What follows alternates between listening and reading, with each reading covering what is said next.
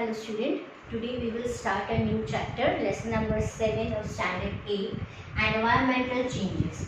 Now from the chapter name only, we come to know that in this chapter we are going to study about the changes which have been happened in the environment due to the development of our economy, or we can say what resources which we are using for our progress and for our development, it finally have hampered our environment. Right? Page number 37 of your textbook, lesson number 7, environmental changes. The air that envelopes the earth from all the sides is known as atmosphere. We have studied in lesson number 2 the third domain of our earth, that is atmosphere. Right? What is atmosphere? It is the air which is envelop the earth from all the sides. Now this environment is getting polluted. And why it is getting polluted? Because of our human activities. The environment is getting polluted due to industries, factories, power stations and vehicles. Right? So this environment is getting disturbed and it is getting polluted because of our human activities such as industries, factories, power stations and vehicles. Now change that occur in temperature, directions of wind, moisture, global warming. This all is known as environmental change. Now what do you mean by environmental change? When I say what do you mean by environmental change? When there is a change in a temperature, that is if temperature increases a lot to a place where there should be not, or temperature decreases a lot, right?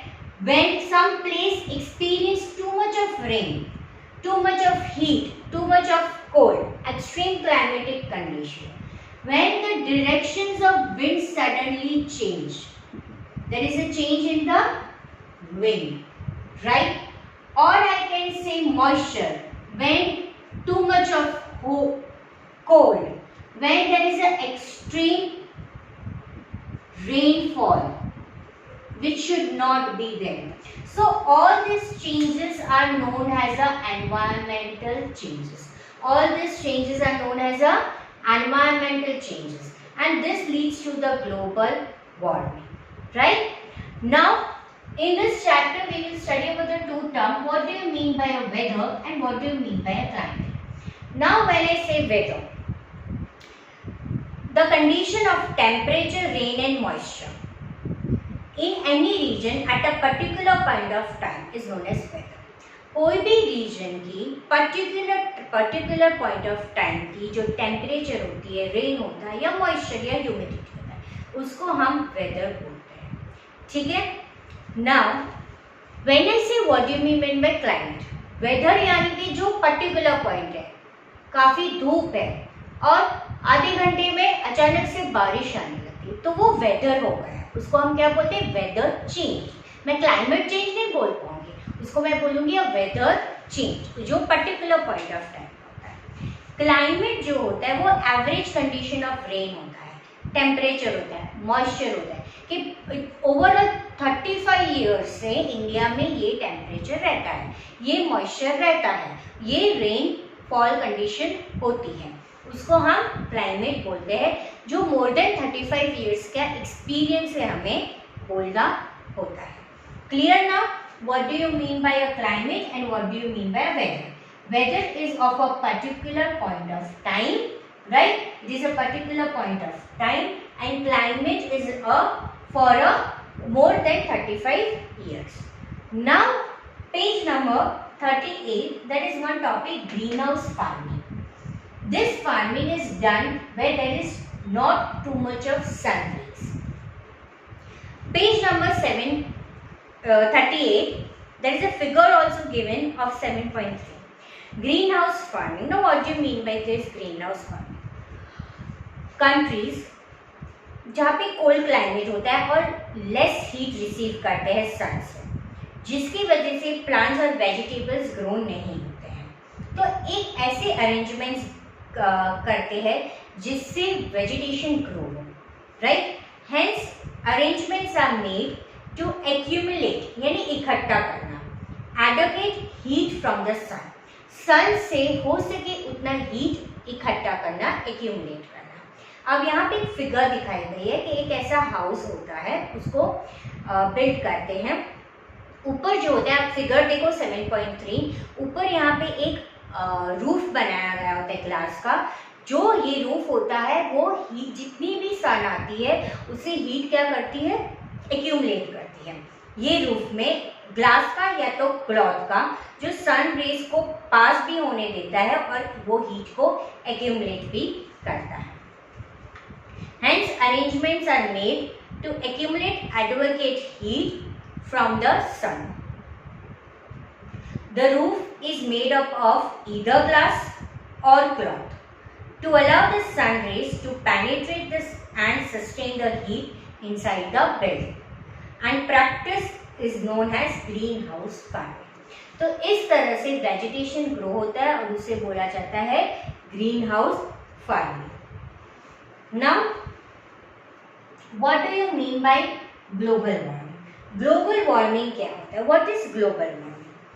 Global warming, as we started our chapter by saying this only, that we can see environmental changes.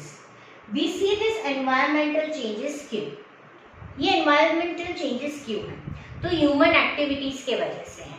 हमने environment को काफी misuse किया हुआ है, कहीं ना कहीं उसको हैम्पर करें, जिसकी वजह से ग्लोबल वार्मिंग हम फेस कर रहे हैं।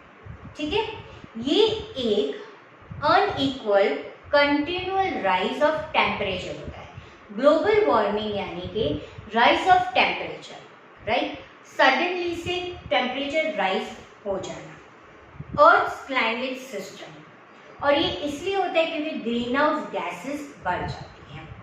Okay, it occurs when certain gases in the atmosphere and traps infrared radiations.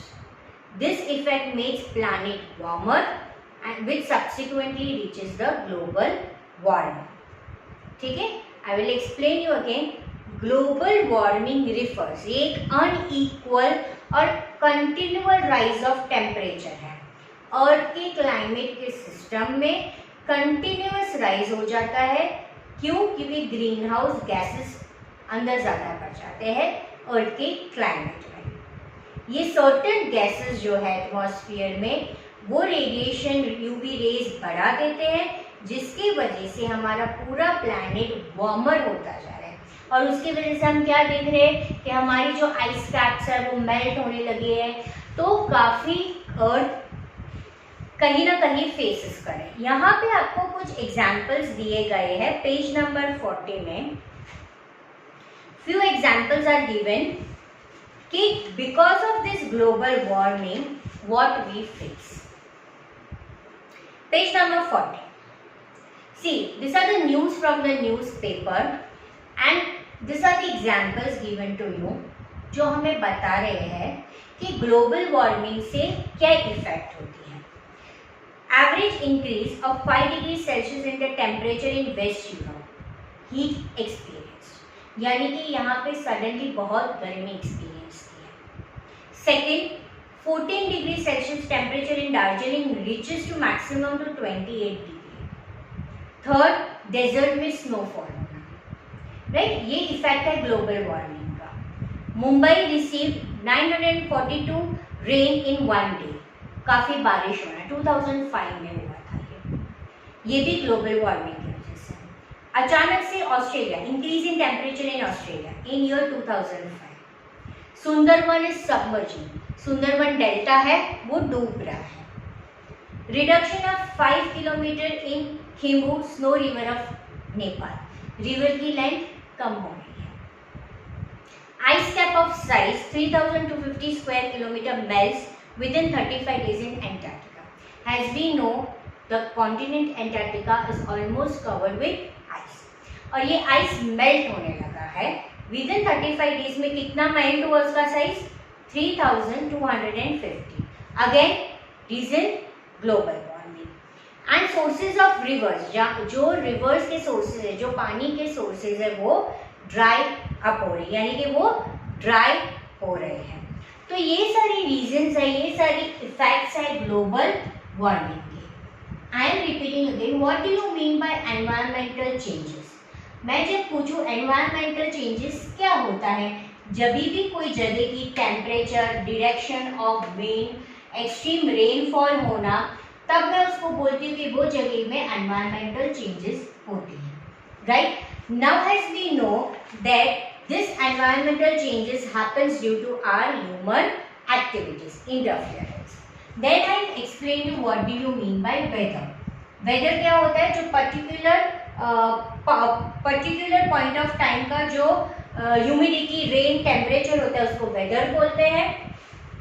जब मैं क्लाइमेट की बात करूंगी तो it is the condition of rain moisture of over at 35 years. फिर हमने पढ़ा green house farming. Green house farming cold regions में होते हैं जहाँ पे सन हीट अवेलेबल नहीं होते और प्लांट और वेजिटेशन में ग्रो होने में प्रॉब्लम होती है। तो एक टाइप का ऐसा फार्मिंग वो लोग करते हैं जिसके रूफ होते हैं वो ग्लास के बनाते इधर या क्लॉथ के बनाते, जिससे सन रेज पेनिट्रेट हो सकते इजीली और वो अंदर प्लांट और वेजिटेशन को ग्रो करने में हेल्प करते हैं। Then we studied what do you mean by global warming. Global warming यानी unequal and continual rising temperature, और ये जो टेम्परेचर में गैस होते हैं वो ग्रीन हाउस गैस होते हैं जिसमें यूवी रेज ज़्यादा होते हैं, जिसकी वजह से हमारे प्लैनेट ज़्यादा वार्म हो रहे हैं। और मैंने आपको एक्सप्लेन किया कुछ examples because of this global warming. Antarctica, जैसे अंटार्कटिका में जितने भी आइस कैप्स है वो कुछ मेल्ट होने शुरू हुए, कुछ जगह पे ज़्यादा बारिश होनी, डेजर्ट में स्नोफॉल होना, ये सारे रीजंस है effect of global warming. This all is due to the effect of global warming.